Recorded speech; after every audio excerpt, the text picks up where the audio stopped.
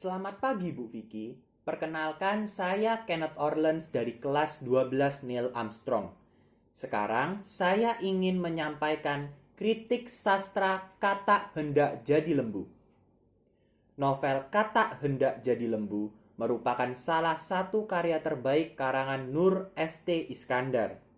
Novel ini diterbitkan oleh PT Balai Pustaka.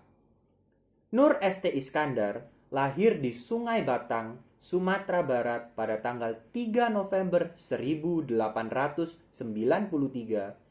dan meninggal di Jakarta pada tanggal 28 November 1975 pada umur 82 tahun. Nur St. Iskandar merupakan kelahiran Minangkabau dalam lingkungan Islam. Nur St. Iskandar sudah menulis novel sejak tahun 1923.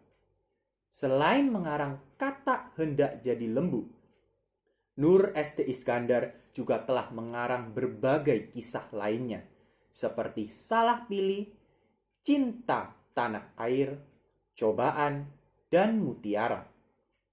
Oleh karena karya-karya Nur St. Iskandar yang melegenda, Nur St. Iskandar dianggap sebagai sastrawan penting dalam generasi Balai Pustaka.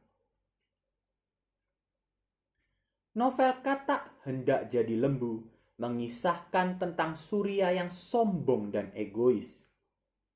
Surya memiliki 3 orang anak bernama Abdul Halim, Saleh, dan Aminah, dan seorang istri yang baik dan penyayang bernama Zubaidah.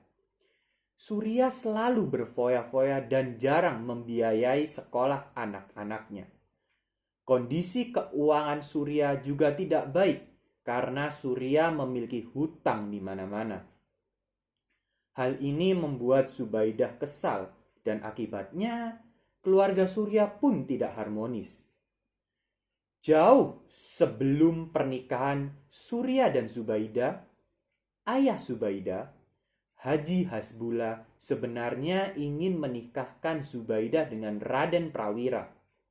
Namun Haji Zakaria, ayah Surya, memohon Haji Hasbullah untuk menikahkan Zubaidah dengan Surya. Haji Hasbullah mengabulkan permohonan Haji Zakaria karena mereka bersahabat. Surya terkenal suka memerintah bawahannya dengan sesuka hatinya ketika sedang bekerja. Suatu saat, Surya diundang ke kediaman Haji Junaidi yang megah. Haji Junaidi yang awalnya senang dengan kedatangan Surya, lama-lama menjadi kesal lantaran sikap Surya yang gila hormat dan suka menjelekkan Qasim, salah seorang pesaingnya. Gaya hidup Surya tidak diimbangi dengan gaji yang Surya terima. Berulang kali Zubaidah menasihati Surya untuk lebih bijak dalam mengatur keuangannya. Namun Surya tidak menghiraukan nasihat istrinya. Surya yakin jika ia akan naik pangkat menjadi klerat dan mendapatkan gaji yang lebih tinggi, sehingga Surya semakin sering membeli barang-barang yang tidak penting dan menambah hutangnya.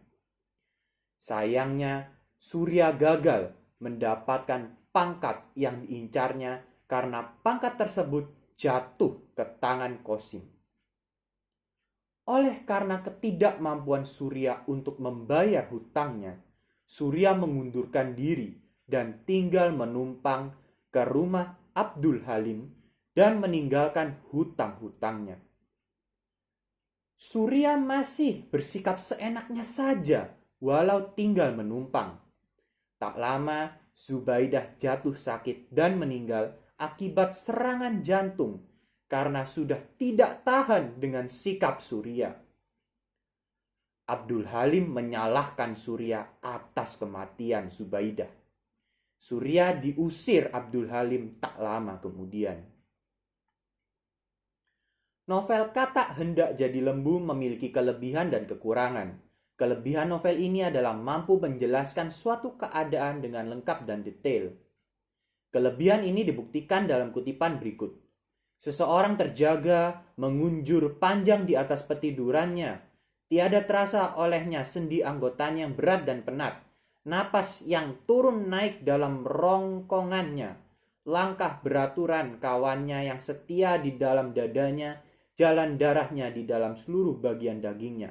Ia jaga seorang saja di dalam sunyi dan gelap itu. Ia jaga hanya pikiran yang amat jernih dan tenang, itulah yang menjadi nyawa malam sunyi itu. Halaman 1. Di sisi lain, kekurangan novel ini adalah menggunakan bahasa yang sulit untuk dipahami.